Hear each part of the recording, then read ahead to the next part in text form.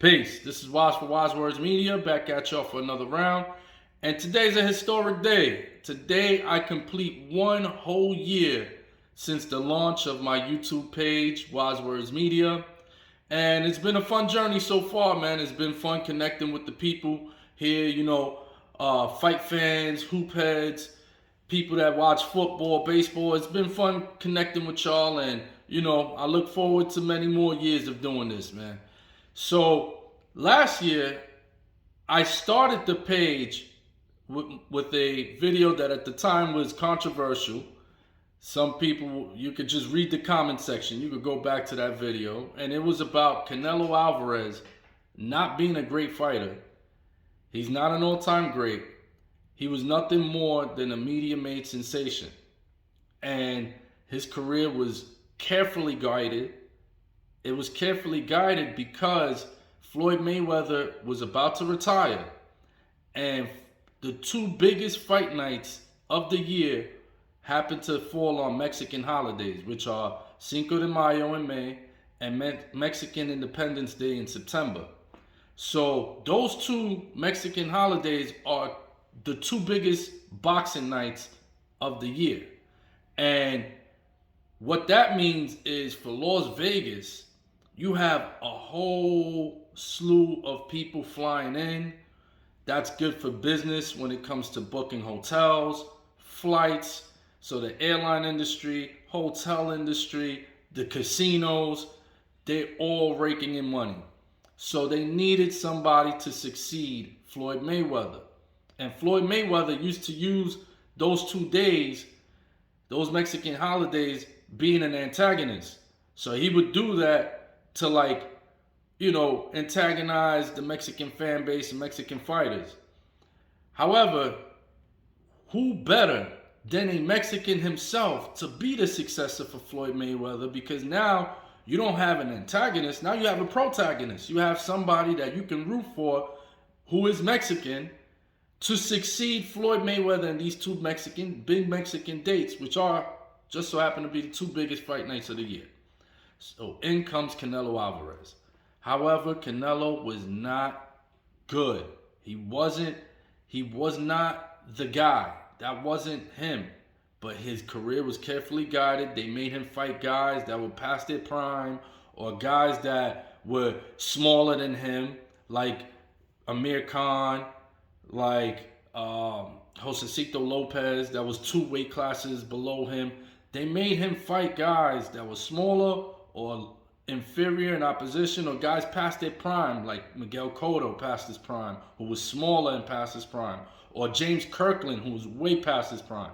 So these are the type of opponents that they gave Canelo in order to give him the knockouts, build up the name, and this way he continues to bring in that money for Las Vegas and generate revenue for boxing, keep the sport alive.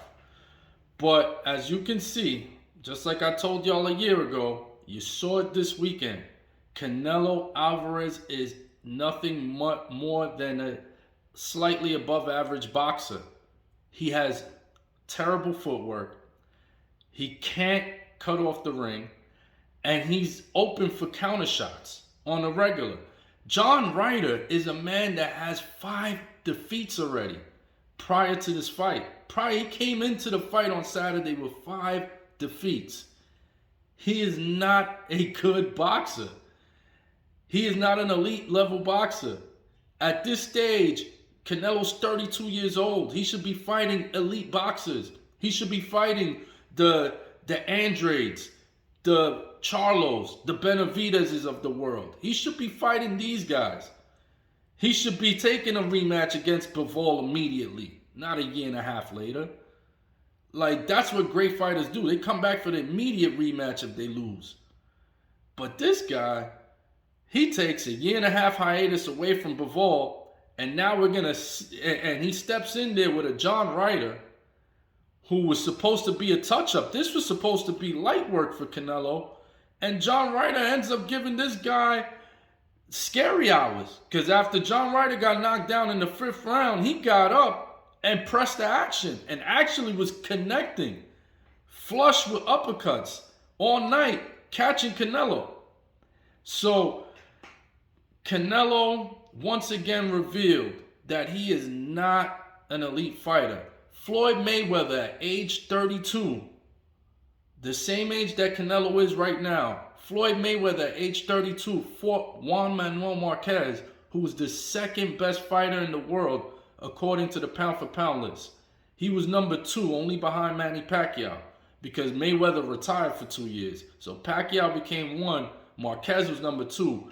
Floyd Mayweather comes back after 2 years of retirement and goes straight after Marquez and beats him. I mean, completely dominates Marquez. Meanwhile, you got Canelo, who won't take on Charlo or Andrade. He's been running from them for 10 years already. For 10 years, he's been running from those guys. Charlo and Andrade. Multiple weight classes. He moves up, they move up and call him out. He moves up again, they move up again. Call him out some more. They have been trying to get this Canelo fight, and he won't fight them.